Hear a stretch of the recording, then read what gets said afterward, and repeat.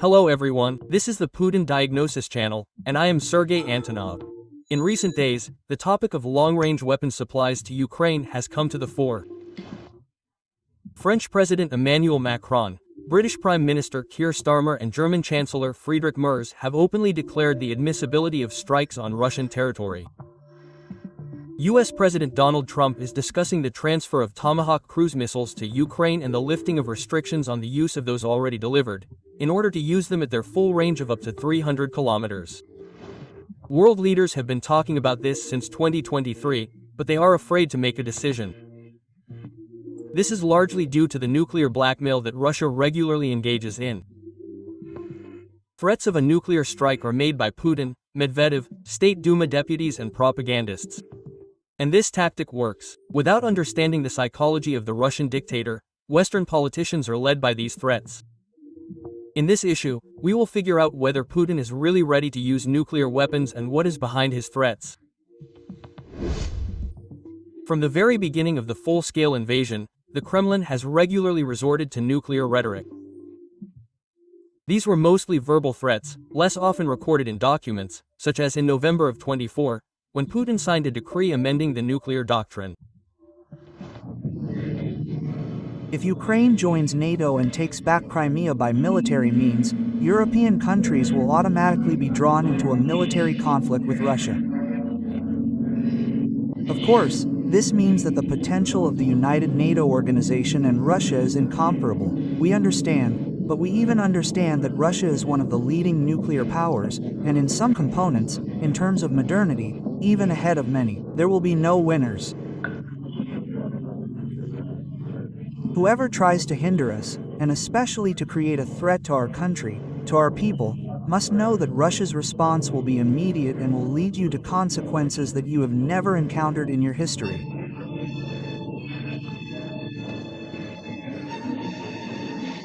I order the Minister of Defense and the Chief of the General Staff to transfer the deterrent forces of the Russian army to a special mode of combat duty. I would like to remind you that our country also has various weapons, and in some components, they are more modern than those of NATO countries. And if there is a threat to the territorial integrity of our country, we will certainly use all the means at our disposal to protect Russia and our people. This is not a bluff.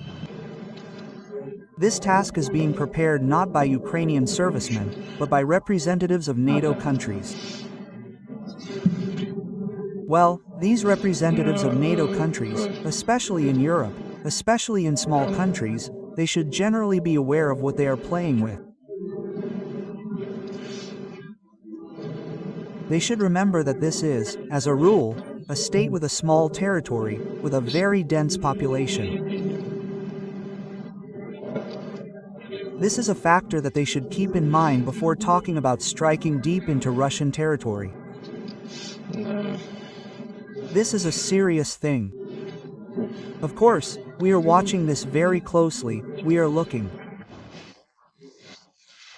But I assume that humanity has enough common sense and a sense of self-preservation not to take things to extremes. Russia and Belarus once held joint exercises on the use of non-strategic nuclear weapons. They involved a division of Iskanders and a squadron of Su-25s. But during the entire war, none of these threats were backed up by real actions.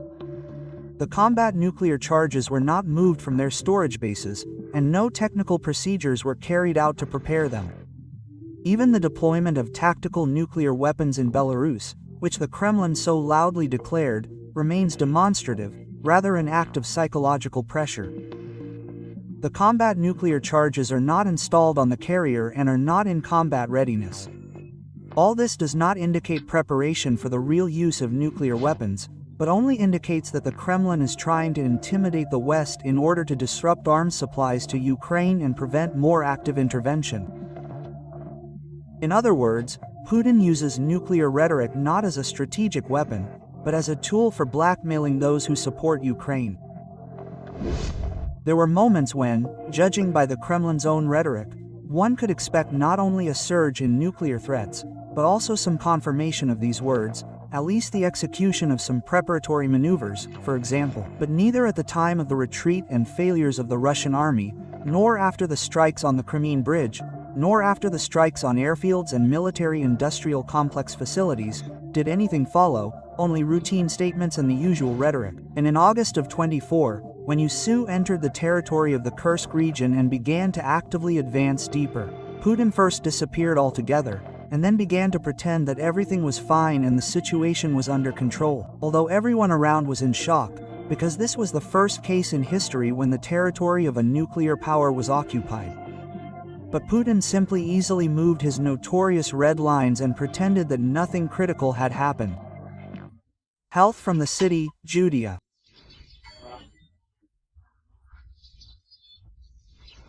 News in control by the armed forces of Ukraine in the city of Calm houses all targets strategic object Gazprom in the city of Suds is controlled by the 99th Mechanized Battalion of the 61st Okrom Poveri.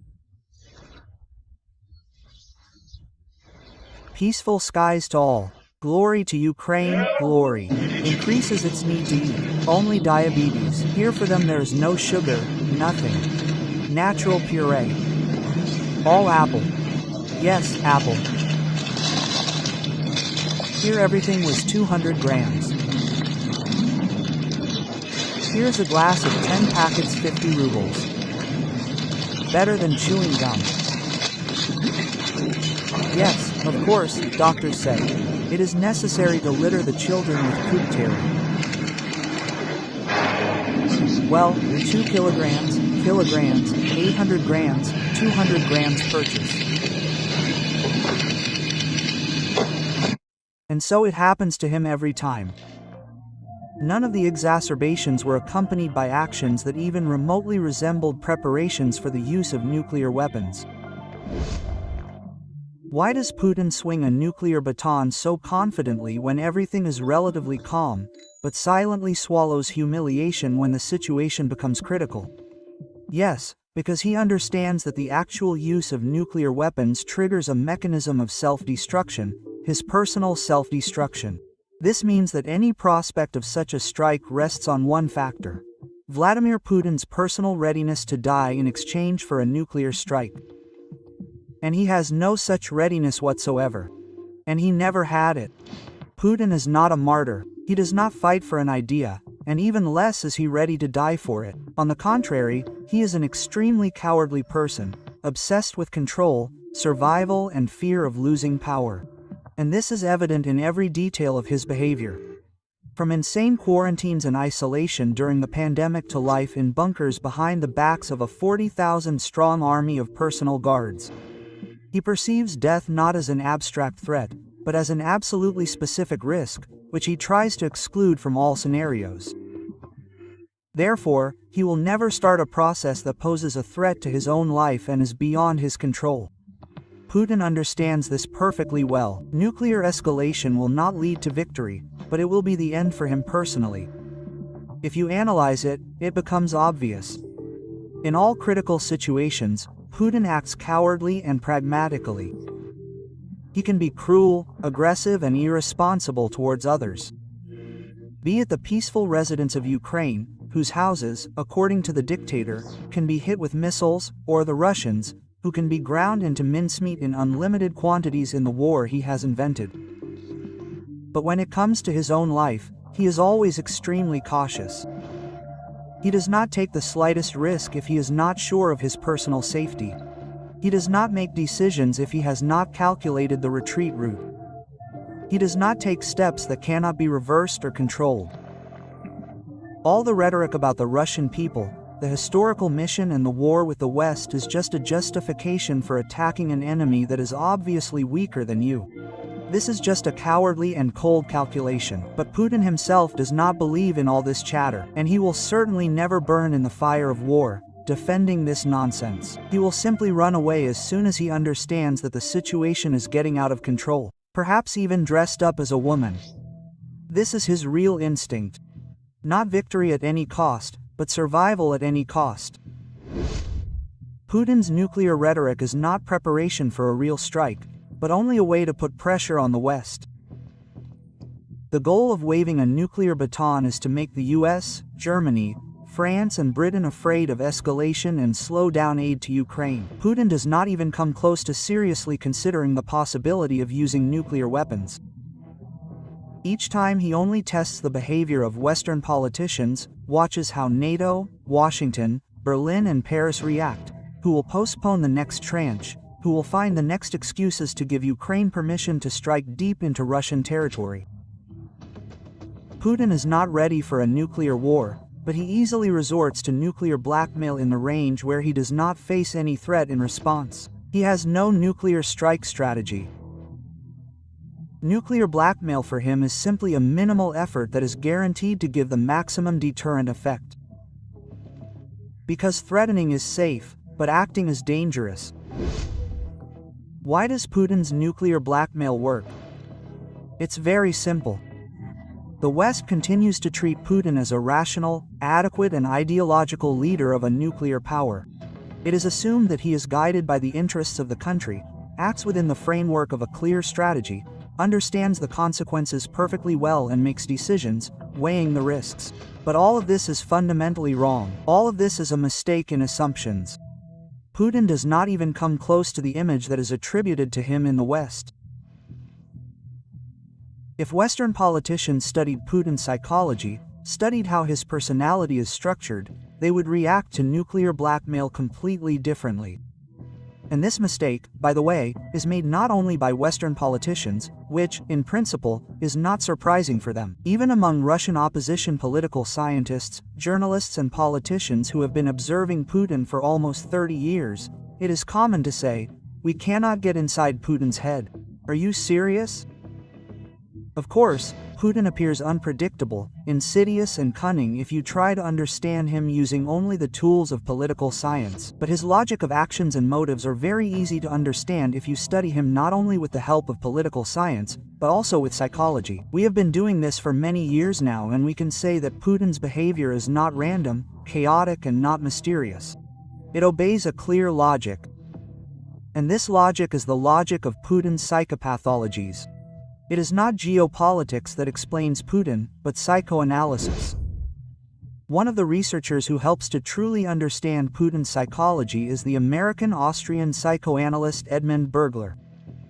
He did not write about dictators, he did not engage in politics, but it is his concept of a gay in denial that unexpectedly accurately fits the forms of aggression that we see in Putin. Of course, we are not talking about sexual orientation, we are talking about the mechanism of repression. Bergler described a special type of personality. A person experiences strong vulnerability, shame, internal conflict, but cannot admit it even to himself. Instead of recognition, there is compensation through aggression, cruelty and a constant struggle for superiority. Such a person is always on the defensive, even when he is attacking. He feels the world as a hostile environment where everyone laughs at him, humiliates and despises him. And he takes revenge not only on his imaginary offenders, but on everyone. But he does this only when he is absolutely sure of his own impunity. This is a portrait of Putin. Such personalities, as described by Bergler, are pathologically afraid of exposure. Their main task is to maintain an external mask, not to let the world see their weakness. They avoid direct clashes, they do not go into open battle, they attack from under the tishka. Only in cases where they are sure that they will be able to remain unpunished. This is a psyche built on repression. And in such a structure, the main fear is to be hurt, ridiculed, exposed, a loser. Putin behaves exactly like this. He does not tolerate risk. He does everything to avoid a situation in which he can lose publicly. He never puts himself in a position of vulnerability. If he needs to eliminate an enemy, he prefers poison. If he attacks another country, he prefers to hit playgrounds with missiles, while hiding 40,000 personal guards and 1.5 million Russian army in a bunker behind his back. All remotely, without the slightest risk to himself. And using nuclear weapons is not just another and safe act of violence against those who do not have the ability to respond. This is an open confrontation with states that can strike back. This is a step that cannot be reversed. This is a decision that can kill in response. And Putin's psyche is designed in such a way that such steps are simply impossible for him. What Bergler described as the foundation. But to understand the entire structure of the regime that grew out of this personality, it is worth moving on to how Putin's psychology is turning into a system of power. And here the key is given by the work of the American political scientist and Sovietologist Fred Arias King, who, together with his co-author Michael Waller, described one of the most accurate psychoanalytic portraits of Putin. He introduces the concept of collecting grievances. This is a description of a type of power based on chronic mental trauma, repressed humiliation, rejection, ridicule. Putin does not just remember grievances, he lives by them. He carefully stores them, builds a hierarchy of enemies, returns to every hurt emotion and builds a strategy of power as a compensation mechanism. Persuasion and requests do not help. Everything that does not suit the hegemon, those in power, is declared archaic, outdated, unnecessary. And vice versa, everything that seems beneficial to them is presented as the ultimate truth. It is pushed through at any cost, rudely, by all means. Those who disagree are forced to bend over their knee. As for our country, after the collapse of the USSR, despite the unprecedented openness of the new modern Russia, the willingness to honestly work with the USA and other Western partners, and in the conditions of de facto unilateral disarmament, they immediately tried to squeeze us, finish us off and destroy us completely. In fact, until recently, attempts to use us in their own interests, to destroy our traditional values and impose their pseudo-values on us, which would corrode us, our people, from within, have not ceased. It was simply impossible to tolerate all this. It was necessary to immediately stop this nightmare. Putin accumulates grievances and builds a system around himself that turns his personal traumas into a national ideology. This is why fear, revenge, suspicion and humiliation are at the center of all the Kremlin's rhetoric. Everything is imbued with Putin's personal logic. Therefore, his paranoia becomes diplomacy, and fears become strategy. Now that we have slightly uncovered the secrets of how Putin's personality works, we can return to the main topic, the topic of nuclear blackmail. And now it becomes clear that for Putin, the threat of nuclear war is definitely not a military strategy. And it is not only a political decision, but in many ways also a form of symbolic revenge. His nuclear threat is a way to make the whole world feel fear, compensating for his own feeling of vulnerability and inferiority. Yes, for humanity it will be a global catastrophe. For the world it will be a global catastrophe. But still, as a citizen of Russia and the head of the Russian state, I want to ask myself a question. Why do we need such a world if Russia will not be there? Are we ready? Am I ready to use the weapons at our disposal, including weapons of mass destruction, to protect ourselves, to protect our interests? Retribution is inevitable, that he will be destroyed. And, well, we are victims of aggression, and we, as martyrs, will go to heaven, and they will simply perish. By threatening a nuclear catastrophe, Putin seems to be saying, "You don't respect me, you're not afraid. Then I'll show you what I'm capable of." Quote. But Putin will never go beyond fantasy. All his nuclear blackmail will remain words and will have, in addition to compensatory, purely practical goals. Well, for example, to force the West to retreat. And, by the way, this fits perfectly into the structure described by Bergler and Fred Arias King. Putin will continue to use nuclear rhetoric to scare Western politicians, because of whose negligence Ukraine cannot receive the necessary weapons in the fourth year of the war. But he will never move on to the real implementation of nuclear threats. That is why he repeats again and again, "You left us no choice, you forced us, you did not hear us." This is the rhetoric of a person who feels offended, but internally does not dare to act, so he simply wants others to be afraid and retreat themselves. But even if we put Putin's psychology aside and analyze the situation from a purely military point of view, it becomes obvious. Nuclear weapons do not give Russia any real advantages. A tactical strike does not provide territorial control. It is not capable of crushing the Ukrainian armed forces. It does not strengthen the rear, does not restore the front, does not compensate for the deficit of people and equipment. The targets that could be hit are large concentrations of troops or storage facilities, but they are dispersed. The Ukrainian army operates in a maneuverable manner. Its command has adapted and uses the most modern and effective methods of warfare. Even in 2022, during the retreat of the Russian army, experts said that the use of tactical nuclear weapons would provide Russia with at most a local breakthrough, well, somewhere on a 1-kilometer section. But this requires a large group of troops, and the Russians cannot assemble it.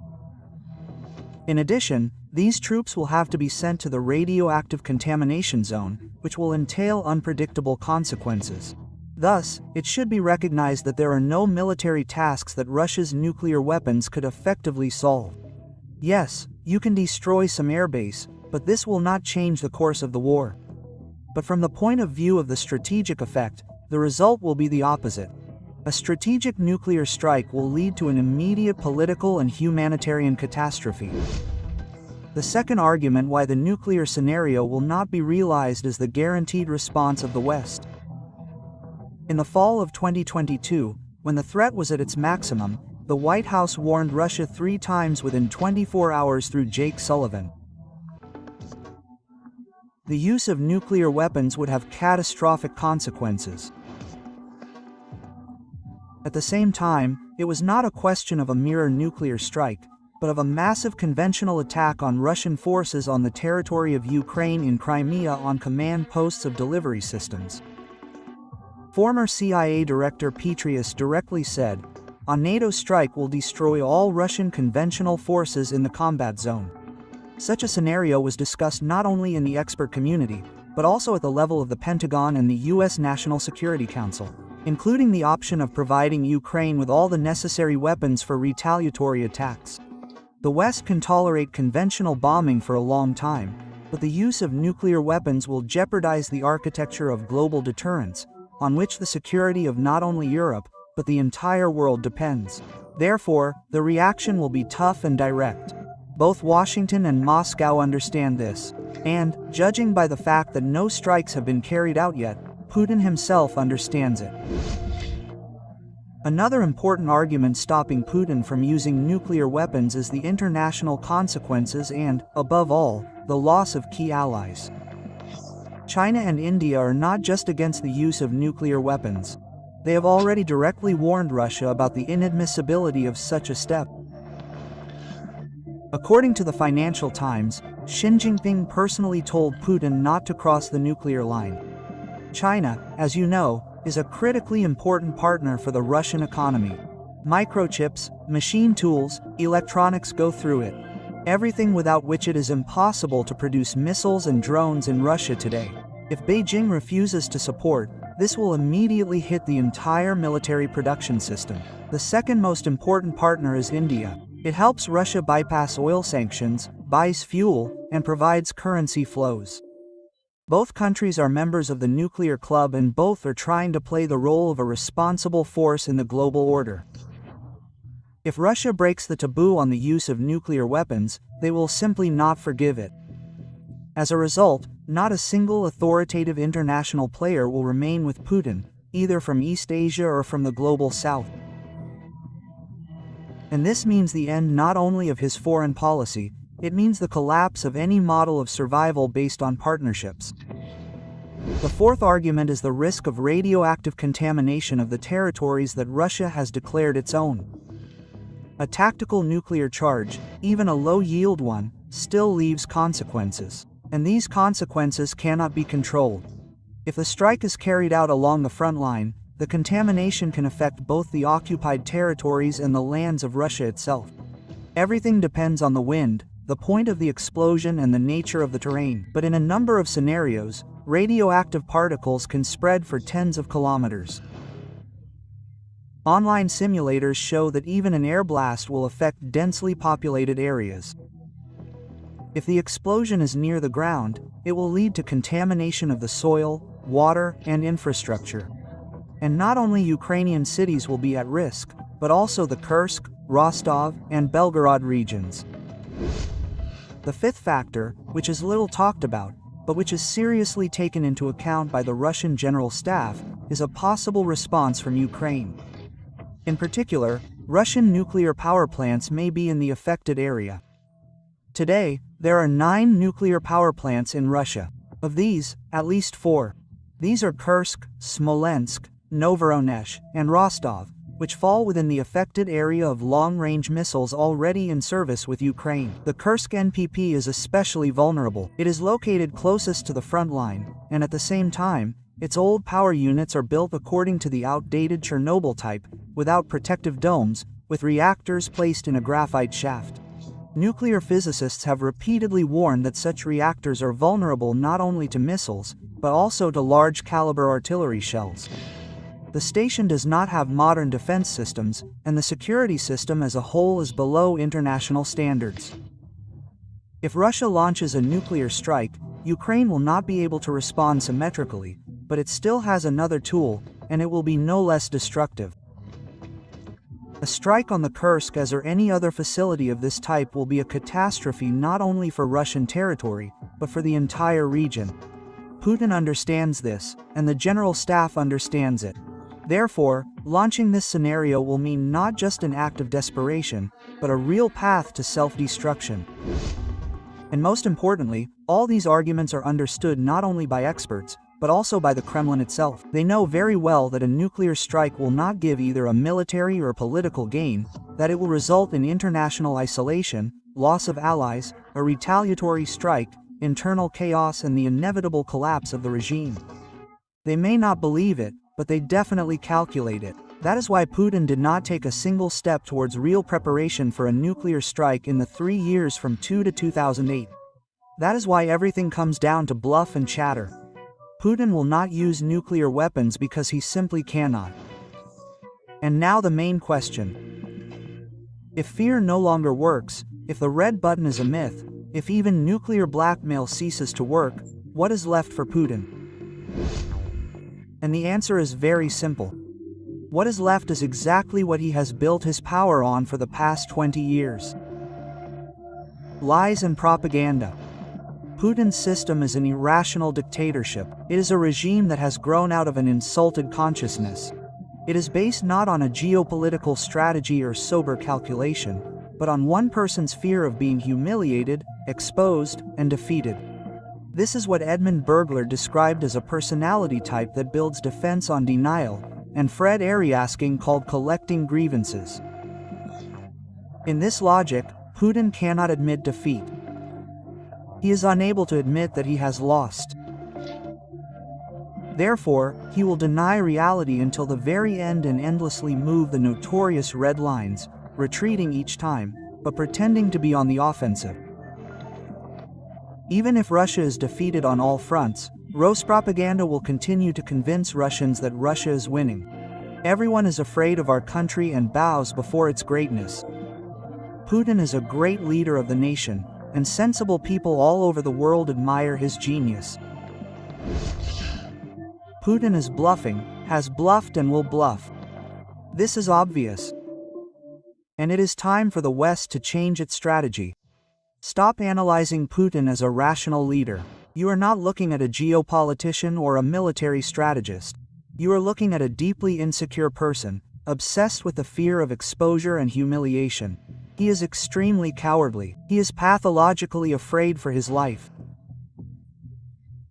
And that is why he will never risk using nuclear weapons if it will even slightly threaten his personal safety. That is why the West should no longer be afraid of escalation. It is time to stop postponing the supply of critical weapons to Ukraine. It is time to abandon the illusion that a compromise with a dictator will lead to peace. Every delay means new destruction, new deaths, new crimes. If democratic states are serious about defending their values, they must not only talk about democracy, but also act to protect it. Putin's Russia is a breeding ground for evil, violence, and historical catastrophes. And it will remain so until it is defeated. Only Russia's military defeat and regime change can transform this territory, 1/6 of the world's landmass, from a source of constant threat into a space of democracy, development, and peace. I was with you, Sergei Antonov. If you liked this video, please like it and share it with your friends. I would also like to remind you that if you are willing and able to support our project financially, you will find a link to our Patreon page in the description. Thank you for watching Putin's Diagnosis. Don't forget to subscribe if you haven't already. And see you in a week.